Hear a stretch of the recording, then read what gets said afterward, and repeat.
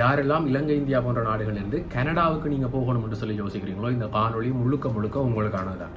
என்ன விஷயம் என்று சொன்னா, நேற்று ஒரு கனடாவில் இருக்கக்கூடிய ஒரு சட்டத்தரணியோட, அதாவது இந்த குடிபெயர்தல் அது சார்ந்து தொடர்புடைய ஒரு சட்டத்தரணியோட கதைக்கக்கூடிய ஒரு வாய்ப்பு கிடைச்சது. அப்ப அவரோட கதை கேட்க நிறைய விடயங்கள் பேசினோம். அப்ப அதாவது ஒரு விடயம் தான் இந்த வேலை வீசா. என்னன்னு சொன்னா, கனடாவில் இப்ப மாணவர் வீசாவில் நிலைமைகள் பட்டு மோசமாக இருக்கு. படிச்சு முடிச்சா பிறகு வேலை இல்ல, அதுக்கு பிறகு பிஆர் இல்லைன்னு சொல்லி கணக்க புதிய சட்டங்கள் நடைமுறைக்கு வரதால மாணவர் வீசாவை கொஞ்சம் தள்ளி வச்சு இந்த வேலை வீசாவை பற்றி கதை கேட்க அவர் ஒரு விடயத்தை சொன்னார். என்னன்னு சொன்னா, கனடால நாங்கள் 4 வருட வேலை வீசாவை பெற்றுக்கொள்ளணும் சொன்னா இது மிக கடினம். இப்ப 4 வருடம் 3 வருடத்தை பெற்றுக்கொள்ளணும் சொன்னா அது மிக மிக கடினம். அதுக்கு எடுத்துக்கொள்ளலாம், ஆனா அதுக்கான தகுதிகள் மிக அதிகமாக எதிர்பார்ப்பார்கள். அது 100 ஒரு ஆள் 1000 ஒரு ஆள் என்று சொல்லி ஒரு ஆளுக்கு தான் அந்த வேலைகள் கிடைக்கும். ஆனா நாங்கள் மிக இலகுவாக பெறணும் என்று சொன்னா இந்த 2 வருட வேலை வீசாவை நாங்கள் ட்ரை பண்ணலாம்.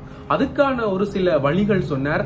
என்னென்ன தகுதிகள் வேணும், எப்படி அப்ளை பண்றது, என்னென்ன ப்ரொசீஜர்ஸ் இருக்குது, என்னென்ன நன்மைகள் இருக்கு அந்த 2 வருட வேலை வீசால வாரதால எப்படியெல்லாம் நாங்கள் அந்த வேலை வீசாவை பெற்றுக்கொள்ளலாம் என்று சொல்லி கொஞ்சம் வழிமுறைகளை சொன்னார். அதை முழுக்க முழுக்க உங்களுக்கு நான் இப்ப சொல்ல போறேன். அதுக்கு முதல் இப்பதான் நீங்க சேனலுக்கு புதுசா வந்திருக்கீங்கன்னு சொன்னா சேனலை சப்ஸ்கிரைப் செஞ்சு இணைஞ்சு கொள்ளுங்க. அப்பதான் இது தொடர்பில் நாங்கள் போடக்கூடிய எல்லா காணொளிகளையும் நீங்க பார்க்கக்கூடியது போல இருக்கும்.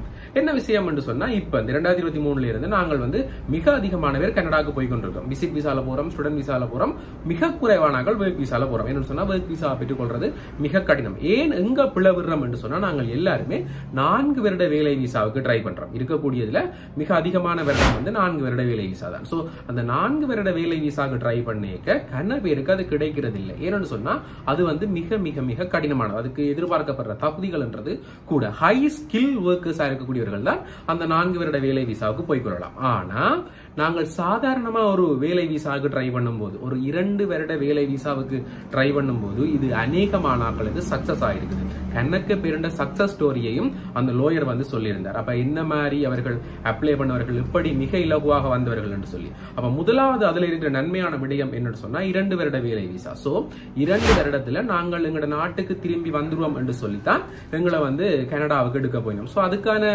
டாக்குமெண்ட்ஸையும் நாங்கள் கொடுக்க போறோம். எப்படி விசிட் விசால போயேக திருப்பி இவர் நாட்டுக்கு வருவார் என்று சொல்லி டாக்குமெண்ட்ஸ் கொடுக்கப்படுதோ அதே போல இந்த ஒர்க் விசாவுக்கும் கொடுக்கப்படும். ஆனா அங்க இருக்கக்கூடிய நன்மை என்னன்னு சொன்னா, நாங்கள் அங்க போய் 2 வருடம் வேலை செய்து முடிய அந்த வேலை விசாவை நாங்கள் எக்ஸ்டெண்ட் பண்ணி கொள்ளலாம். இன்னும் 2 வருடங்களுக்கு எக்ஸ்டெண்ட் பண்ணி கொள்ளலாம். அப்ப இந்த வேலை விசாவை பெற்றுக்கொள்றதுல, அதாவது இந்த 2 வருட வேலை விசாவை பெற்றுக்கொள்றதுல ஒரு சில விடயங்கள் இருக்குது. அது ஒரு சில பேருக்கு நன்மையாமையும் ஒரு சில பேருக்கு தீமையாமையும். என்ன விஷயம் என்று சொன்னா, இந்த வேலை விசாவை நாங்கள் பெறணும் என்று சொன்னா எங்கட நம்பிக்கைக்கு காத்திரமானவர், அதாவது எங்களுடைய உறவினர்கள், அக்கா அண்ணா, இல்ல நல்ல நெருங்கிய நண்பர்கள், இல்ல பழக்கமானவர்கள் என்று சொல்லி எங்களுக்கு உதவக்கூடிய நல்ல உள்ளம் கொண்ட ஒரு நபர் கனடாவில் இருக்கணும். இதுதான் இப்ப இருக்கக்கூடிய பேசிக்கான விஷயம். இவர்கள் இப்படியான நபர்கள் யாருக்கு இல்லையோ தயவு செய்து உங்களுக்கு இந்த காணொளி பிரயோசனமா இருக்காது. என்னன்னு சொன்னா அவர்கள் மூலம் தான் நாங்கள் ஒரு வேலையை பெற்றுக்கொள்ள முடியும். இங்க இருந்தே ஸ்ட்ரைட்டா அப்ளை பண்ணி வேலையை எடுத்துக்கொள்ள முடியாது.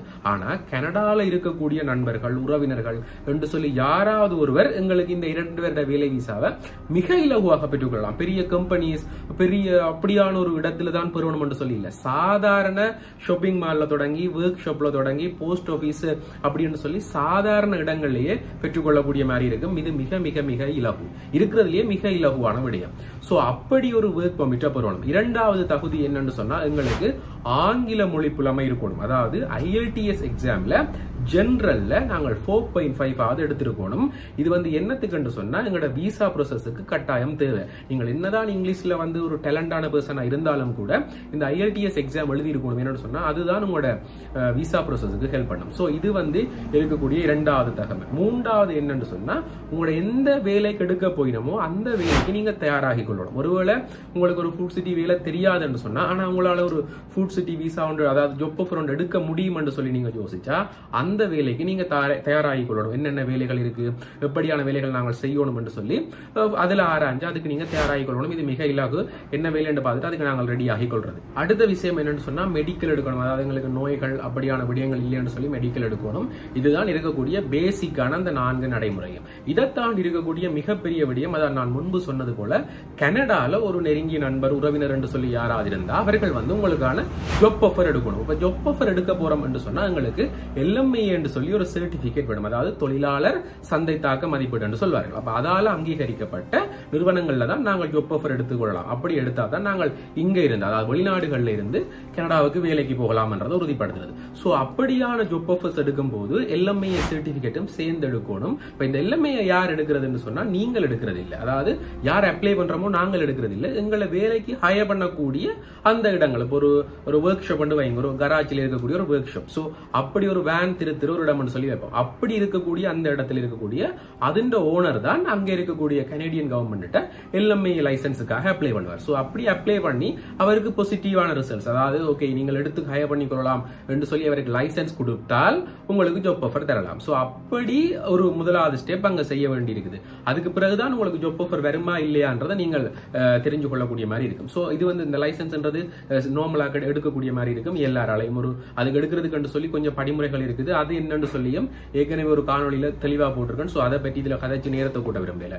சோ என்ன விடயம் என்று சொன்னா, அந்த LMA எடுத்தா பிறகு இந்த 2 பையும் கொண்டு போய் நீங்களாகவே அப்ளை பண்ணலாம். இல்ல இன்னும் ஒரு ஏஜென்சிட்ட கொடுத்து, மூன்றாவது ஒரு நபர்கிட்ட கொடுத்து அப்ளை பண்ணி கொள்ளலாம். இப்ப நீங்களே அப்ளை பண்ண போறீங்கன்னு சொன்னா இந்த IRCC வெப்சைட் ஊடாக நீங்களே போய் அதுல இருக்கக்கூடிய ஃபார்மை ஃபில் பண்ணி போட்டு அதுக்கான அப்ளிகேஷன் ஃபீயை கட்டி போட்டு வெயிட் பண்ணீங்கன்னு சொன்னா அதுக்கு கொஞ்சம் காலம் எடுக்கும். கிட்டத்தட்ட இப்பத்த நடைமுறையின்படி 2 இருந்து 3 மாதங்கள் காலம் எடுக்கும். சோ அதற்கு பிறகு உங்களுக்கு நீங்க அடுத்த விசா ப்ராசஸை பார்க்கக்கூடிய மாதிரி இருக்கும். இதுதான் இருக்கக்கூடிய பேசிக்கான ஒரு சிஸ்டம். சோ இருக்க முதலாவது தேவை என்னன்னு சொன்னா, கனடாவில் உங்களுக்கு ஜாப் ஆஃபர் எடுத்து தரக்கூடிய யாராவது ஒருவர் இருக்கணும். இது வந்து 4-3 வருடம் என்று சொல்லி மிகப்பெரிய வேலைகள் இல்ல, மிகப்பெரிய வேலை விசா இல்ல, கட்டுப்பாடுகள் மிக குறைவு. அப்ப இந்த ஜாப் ஆஃபரை வந்து மிக இலகுவாக எடுத்துக்கொள்ளலாம். இப்ப கனபேர் கேட்ட ஒரு கேள்விக்கு பிரயோசனமா இருக்கணும்னு சொல்லி போட்டுதான் இந்த லோயர்கிட்ட கண்ணக்க கதைச்சு அப்ப என்ன இருக்கு, இந்த ஜாப் ஆஃபர்ல வாரதால என்ன பெனிஃபிட்ஸ் இருக்குன்னு சொல்லி கேட்டிருந்தார்.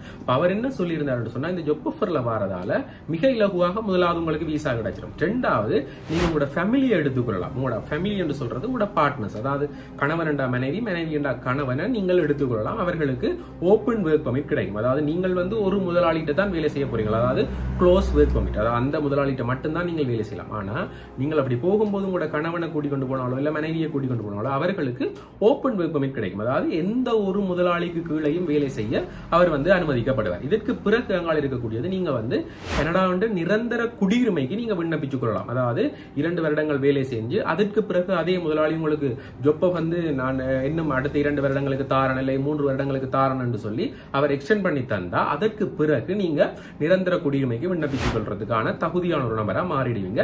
அதே போல வேற ஏதாவது வேலைகளுக்கு மாறிக்கொள்ளலாம் என்று கேட்டா, யாரெல்லாம் க்ளோஸ் ஒர்க் பர்மிட்ல போறீங்களோ நீங்க மாறிக்கொள்ளலாம். அதாவது ஒரு முதலாளிக்கு கீழே மட்டும் வேலை செய்யற மாதிரியான க்ளோஸ் ஒர்க் பர்மிட். ஒர்க் பர்மிட்ல 2 வகை இருக்கு, ஒன்று க்ளோஸ்ட் ஒன்று ஓப்பன். சோ யாரெல்லாம் க்ளோஸ் ஒர்க் பர்மிட்ல போறீங்களோ நீங்கள் உங்களோட வேலையை மாற்றிக்கொள்ள இயலாது. யாரெல்லாம் ஓப்பன் ஒர்க் பர்மிட்ல போறீங்களோ நீங்க யாருக்கு கீழையும் எந்த முதலாளிக்கு கீழையும் என்ன வேலை என்றாலும் செய்து கொள்ளலாம். நீங்க என்ன வேலையை ஃபைன் பண்றீங்களோ அந்த வேலையை செய்து கொள்ளக்கூடிய மாதிரியான ஒரு சிறப்பம்சம் கனடால இருக்குது. இருக்கிறதுலயே மிக மிக மிக இலகுவான ஒரு வழியா இருக்குது. என்னுடைய நெருங்கின நண்பர்கள் கனவே இந்த வேலை விசாவுக்கு ட்ரை பண்ணி கொண்டிருந்தார்கள். சோ அவர்களுக்கும் அந்த சட்டத்தரணியோட தொடர்பை ஏற்படுத்தி கொடுத்து நம்ம இதை பற்றி கதைச்சு கொள்ளுங்கன்னு சொல்லி, இது சார்ந்து உங்களுக்கு ஏதாவது பெரிய சந்தேகங்கள் இருந்தா தயவு செய்து கமெண்ட்ல கேளுங்க, கட்டாயம் ரிப்ளை பண்ணுவேன். அந்த சட்டத்தரணியோட ஒரு வீடியோ அடுத்த வீடியோ அல்ல அதுக்கு அடுத்த வீடியோவாக கொண்டு வர ட்ரை பண்றேன். ஏற்கனவே அகதிகள் சம்பந்தமான ஒரு சட்டமோட ஒரு லோயரோட கதைச்சிருந்தேன். ஆனா ஒரு சிக்கல் வந்தது என்னன்னு சொன்னா, அவர் அந்த விடயங்களை பொது வழியில சொல்ல இயலாது என்றதால அந்த காணொலி தயாரிக்கிற விடயம், அதாவது அந்த அகதிகள் போய் கிளைம் பண்றது, நாங்கள் அசைலம் கிளைம் பண்றது சம்பந்தமான தகவல் இருக்கக்கூடிய சட்டத்தரணிகளோட அந்த காணொலிகளை பொது வழியில நாங்கள் பகிர இயலாதுன்றதால அந்த முயற்சி கைவிடப்பட்டது. ஆனா இது கண்டிப்பா அடுத்தடுத்த வீடியோக்குள்ள வரும் என்று சொல்லி நம்புறேன். அந்த லோயரும் ஓகே சொல்லியிருக்கிறேன். சோ இது சார்ந்த ஏதாவது டவுட்ஸ் இருந்தா கமெண்ட்ஸ்ல கேளுங்க. இது போல மேலும் ஒரு முக்கியமான காணொலியில அடுத்த காணொலியில சந்திக்கிறேன். நன்றி.